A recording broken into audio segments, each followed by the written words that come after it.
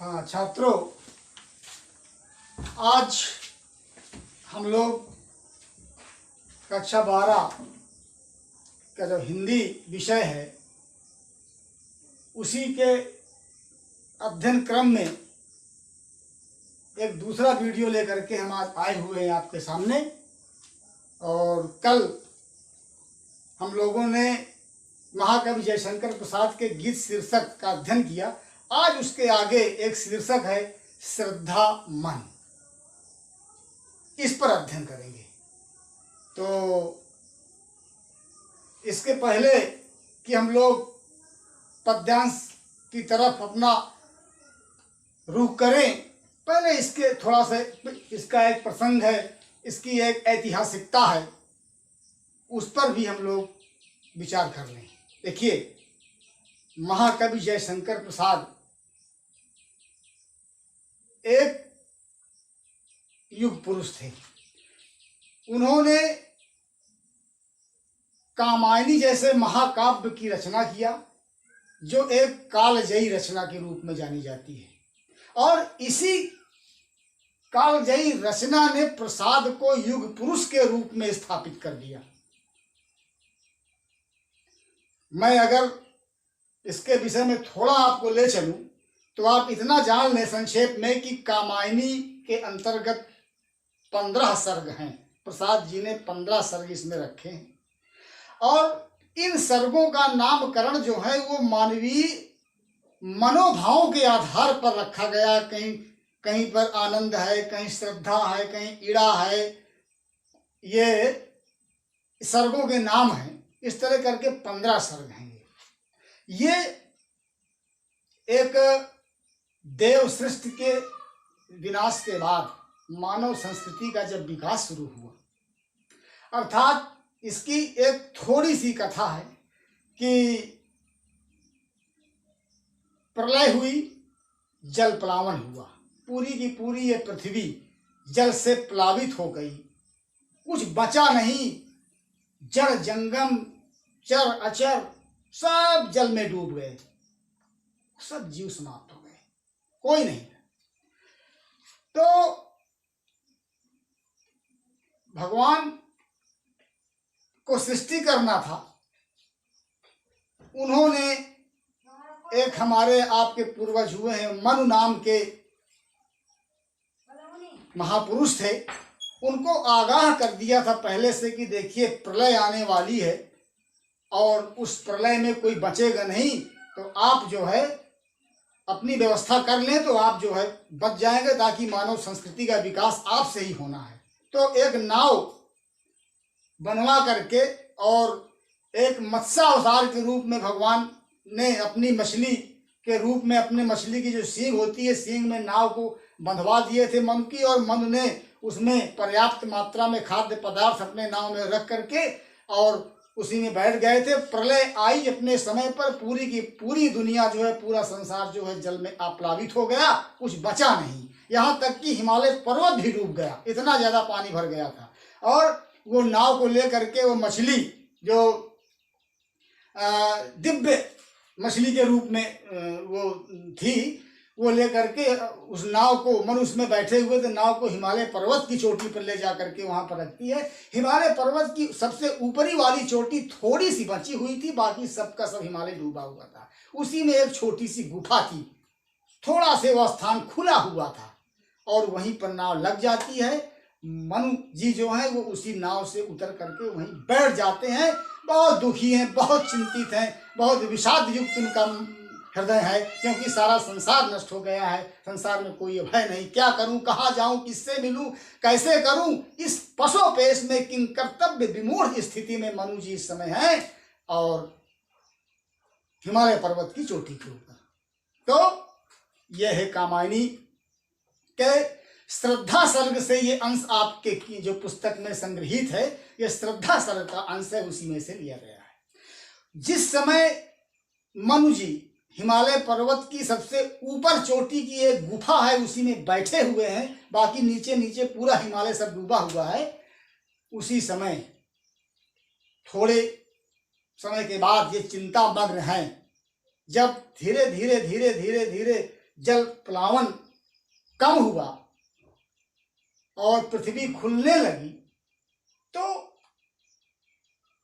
वहां आगमन होता है एक नायिका का, एक नारी का, जिसका नाम दिया गया है श्रद्धा। कहीं पर उसे कामायनी कहते हैं, कहीं पर उसका नाम शतरूपा भी है। 3 नाम है, कहीं श्रद्धा है, कहीं शतरूपा है, कहीं कामायनी है। और ये हमारे आपके दोनों पूर्वज हैं, मनु और श्रद्धा। इन दोनों से मानव संस्कृति का विकास हुआ है। तो मनु जी हिमालय पर, अब आप थोड़ा से एक अपने मन में हिमालय का चित्रांकन कीजिए और साथ में ये कल्पना कीजिए कि हिमालय पर्वत की सबसे ऊंची चोटी पर एक व्यक्ति बैठा हुआ है अकेला।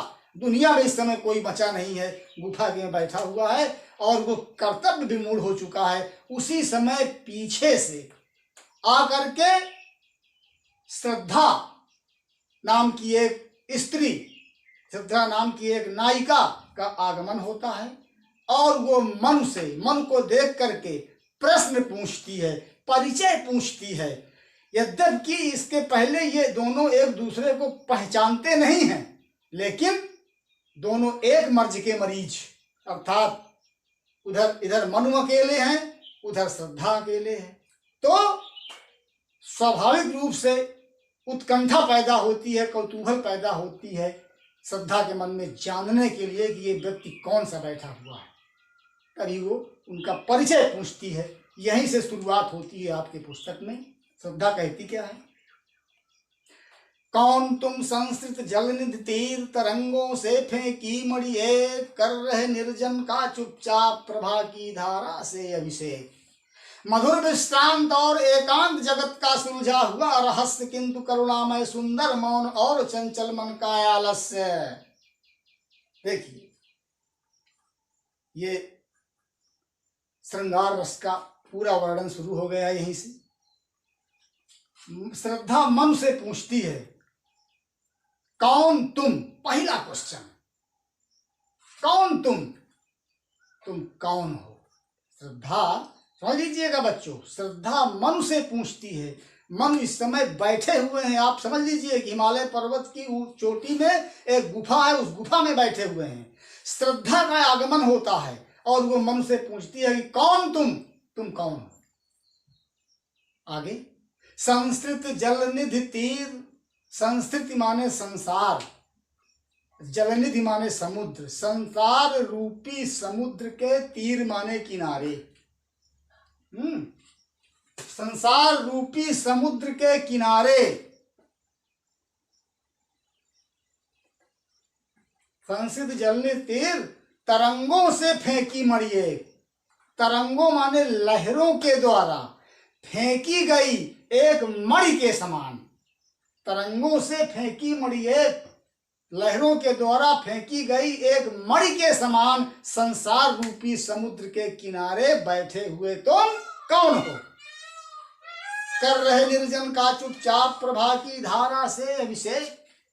कहती है कि इस निर्जन स्थान का कर रहे हो, चुपचाप बैठे हो। इस निर्जन स्थान में, ये जन शून्य स्थान है, जनविहीन स्थान है, यहाँ और दूसरा कोई व्यक्ति नहीं है। इस निर्जन स्थान का तुम चुपचाप बैठे हो और क्या कर रहे हो? कर रहे प्रभा की धारा से अभिषेक। अपने प्रभा, अपने तेज, अपने आभा की एक जो धारा तुम्हारे शरीर से निकल रही है, उस धारा से एक प्रकाश जो निकल रहा है, प्रकाश पुंज जो प्रभा क्या होती है? प्रभा जो होती है कि मनुष्य के अंदर एक प्रकार की चमक, एक प्रकार का तेज हुआ करता है। जिस स्थान पे कुछ लोग ऐसे हुआ करते हैं कि जहां बैठते हैं, जहां रहते हैं, वो अपनी प्रभा से उस स्थान को आलोकित किया करते हैं, प्रकाशित किया करते हैं, प्रभावित किया करते हैं। वो बड़े प्रभावान लोग हुआ करते हैं। तो वही मनु बड़े प्रभाव वाले व्यक्ति थे। तो उनके शरीर से एक प्रभा निकल रही थी और प्रभा की पूरी धारा निकल रही थी। कम प्रभा नहीं थी, थोड़ी प्रभा नहीं थी, प्रभा की एक पूरी धारा निकल रही थी और उस धारा से उस स्थान का अभिषेक माने स्नान करा रहे थे वो। किस स्थान का? निर्जन स्थान का, हिमालय पर्वत की चोटी पर जिस स्थान में बैठे थे उस स्थान को वो देदीप्यमान कर रहे थे, आलोकित कर रहे थे, प्रकाशित कर रहे थे। किससे? अपने प्रभा की धारा से। तो देखिए पूरा श्रद्धा मन से पूछती है कि संसार रूपी समुद्र के किनारे लहरों के द्वारा फेंकी गई मणि के समान चुपचाप अपनी प्रभा की धारा से इस निर्जन स्थान का स्नान कराने वाले तुम कौन हो? ये प्रश्न पहला पूछा श्रद्धा ने मन से। अब इसमें थोड़ा काव्य सौंदर्य बहुत अच्छा छिपा हुआ है। देखिए, जलनिधि संस्कृति, संस्कृत जलनिधि, संसार रूपी समुद्र का मतलब होता है रूपक अलंकार। संस्कृत जलनिधि, संसार रूपी समुद्र, रूपक अलंकार। तरंगों से फेंकी मणि एक, तरंगों से फेंकी मणि एक, कर रहे निर्जन का चुपचाप प्रभा की धारा से अभिषेक। ये इसमें रूपक अलंकार का प्रयोग किया गया है और मन के सौंदर्य का वर्णन श्रद्धा कर रही है। उनके जो शरीर से में एक प्रकार का सौंदर्य था, जो शरीर से फूट रही थी प्रभा, उसका वर्णन कर रही थी। वैसे थोड़ा मैं हट करके आपको 4 लाइन बता रहा हूँ, इस व्याख्या से संबंधित तो नहीं है लेकिन ज्ञान के लिए आपके है। प्रसाद जी ने कामायनी की शुरुआत जहाँ से किया है वहीं से इन्होंने मन के शरीर का वर्णन कर दिया था। उसको आप सुन लीजिए, केवल सुन लीजिए, समझ लीजिए कि हिमगिर की उत्तुंग शिखा पर बैठ शिला की शीतल छां, हिमगिर की उत्तुंग शिखा पर बैठ शिला की शीतल छां, एक पुरुष भीगे नयनों से देख रहा था प्रलय प्रवाह। ऊपर जल था नीचे हिम था, ऊपर जल था नीचे हिम था, हिमालय डूबा हुआ था, ऊपर जल था नीचे हिम था, एक तरल था एक सघन, पानी तरल होता है, बर्फ सघन होती है। एक तरल था एक सघन, एक तत्व की ही प्रधानता कहो उसे जड़ या चेतन। अब मन की शरीर कैसी थी? अवयव की दृढ़ मांस पेशियां, अवयव हाथ पैर बड़े मजबूत थे, अवयव की दृढ़ मांस पेशियां, ऊर्जस्वित था वीर अपार, स्फीत सिराएं स्वस्थ रक्त का होता था जिनमें संचार। चिंता कातर बदन हो रहा, इतना होने के बावजूद भी चिंतित बहुत थे, दुखी बहुत थे, परेशान बहुत थे। चिंता कातर बदन हो रहा, पौरुष जिसमें ओतप्रोत, उधर उपेक्षामय यौवन का बहता भीतर मधुमय स्रोत। ये मनु जी के शरीर का वर्णन, इतने ऊर्जस्वी शरीर इनकी बनी हुई थी, ऊर्जावान थी कि उसीलिए इसमें जो प्रभा इनके शरीर से निकल रही, जो एक प्रकाश निकल रहा था और जिस स्थान पर बैठे हुए तो उस स्थान को आलोकित कर रहे थे। इसीलिए मैंने आपको बता दिया, इससे संबंधित थोड़ा था वो प्रसंग। तो श्रद्धा ने मनु से ये प्रश्न पूछा, अर्थात अब थोड़ा इसकी व्याख्या, एक मणि होती है समुद्र में, जब लहरें आती हैं तो तमाम समुद्र के अंतस्थल की गर्भ की चीजें समुद्र की लहरें ला करके तट पर फेंक देती हैं और फिर जब वापस जाती हैं तो उसको फिर समेट ले जाया करती है। समुद्र की एक शाश्वत प्रक्रिया चला करती है। तो अगर कोई मणि समुद्र ला करके जब फेंक देगा किनारे पर अपने मणि, आप लोग मणि तो एक काल्पनिक चीज है भाई, ना मैंने देखा ना आपने देखा, संभवतः किसी ने देखा होगा। एक कल्पना है कि मणि एक ऐसी मूल्यवान बहुमूल्य अमूल्य चीज होती है कि दुर्लभ भी होती है कि मणि जहाँ पर रख दी जाती है, जिस स्थान पर रख दी जाती है, वो प्रकाश दिया करती है, अपने आप चमक उसमें रहती, लाइट निकला करता है। तो वही है मणि।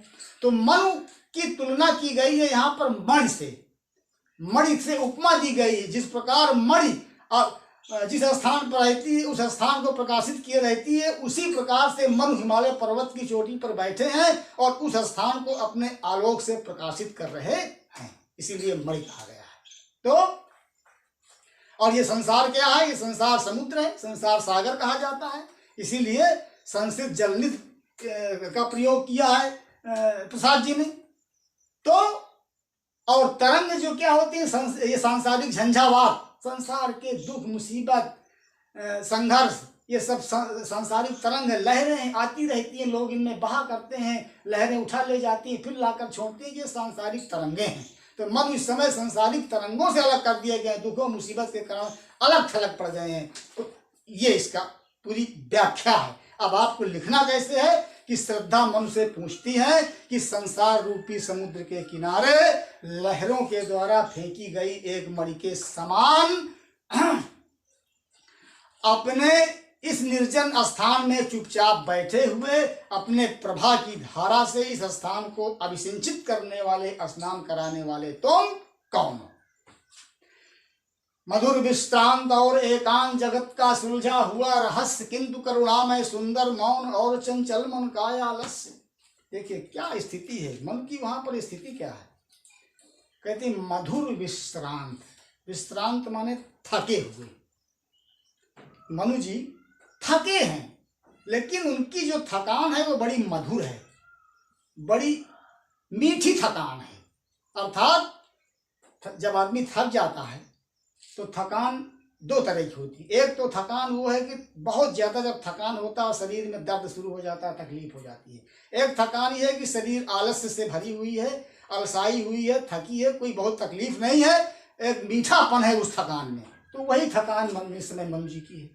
मधुर विश्रांत और एकांत स्थान, वो बिल्कुल एकांत है जहाँ बैठे हुए हैं। एकांत स्थान में मीठी थकान लिए हुए मधुर विश्रांत और एकांत जगत का सुलझा हुआ रहस्य। और इस तरह उनकी भाव भंगिमा है। श्रद्धा कह रही है कि तुम्हारी भाव भंगिमा, तुम्हारी मुख मुद्रा मधुर थकान से इस एकांत स्थान में भरी हुई है। ऐसा लगता है कि आपने जगत का सुलझा हुआ रहस्य, संसार के रहस्य को, जगत के रहस्य को तुमने सुलझा लिया है, हल कर लिया है, तुमने प्राप्त कर लिया है, तुमने जानकारी कर लिया है कि दुनिया है क्या, संसार का रहस्य क्या है। संसार का रहस्य आज तक बड़े बड़े योगी, ऋषि, मुनि, सन्यासी, विद्वान आज तक नहीं सुलझा पाए हैं कि संसार है क्या। संसार यही एक रहस्य है, आज तक कोई जान नहीं पाया है। और जब व्यक्ति किसी रहस्य, किसी चीज में सफलता प्राप्त कर लेता है तो वो फिर संतुष्ट हो जाता है, फिर वो स्थिर हो जाता है, फिर वो शांत हो जाता है।